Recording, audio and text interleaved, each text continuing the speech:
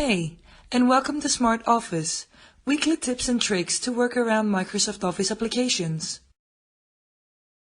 Today, I will show you something that has to do with Microsoft Word.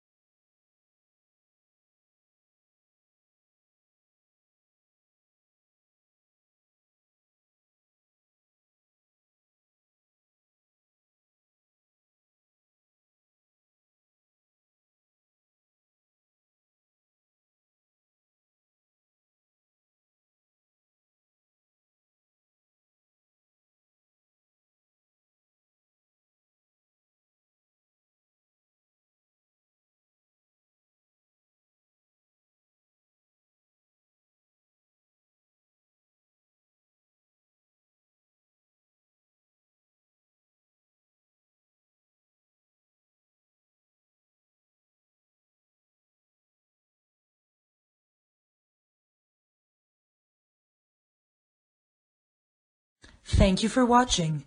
If you liked what you saw in this video, go ahead and subscribe to my YouTube channel. If you have any questions or suggestions, head down to the comment section and let me know.